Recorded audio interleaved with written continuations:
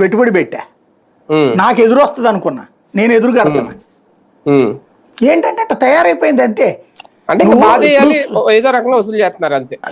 ఏం లేదు, వాళ్ళు దాంట్లో ఈ కార్పొరేట్ సంస్థలు ఏవైతే అంటే ఈ ప్రొడక్షన్ సెంటర్లు ఏవైతే ఉన్నాయో వాళ్ళకి ఇప్పుడు చిన్న ఎగ్జాంపుల్ ఏంటంటే పవర్ డిపార్ట్మెంట్లో సీనియర్లతో మాట్లాడితే తెలిసిపోతుంది మీకు.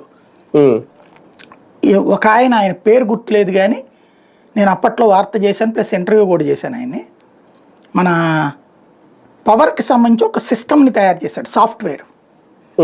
గత 50 ఏళ్ల కరెంటు వాడకాన్ని బేస్ చేసుకుని ఏ రోజున అప్పట్లో ఎంత పవరు వాడారు, ఏడాది వారీగా ఎంత పెరిగింది అన్నటువంటిది.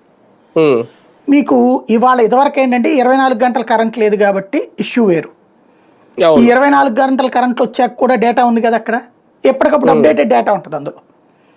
ఈ డేటా ప్రకారం ఏంటంటే కరెంట్ డిపార్ట్మెంట్లో మంచి ఎక్స్పర్ట్ ఉన్న బుర్రలు ఉన్నాయి.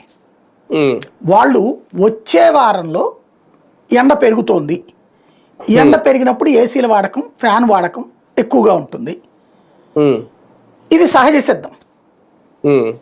అప్పుడు ఇంత పవర్ అవసరం అన్నది వాళ్ళకి తెలుసు. ప్రభుత్వానికి ఇప్పుడే కొటేషన్ ఇచ్చేస్తే ఇంత కరెంట్ అవసరం అవుతుందని ప్రభుత్వం అంటది. అంటే డిపార్ట్మెంట్ ఇంకా మళ్ళీ ప్రభుత్వం ఏముంది, అక్కడ ఉన్న హెడ్డే కదా.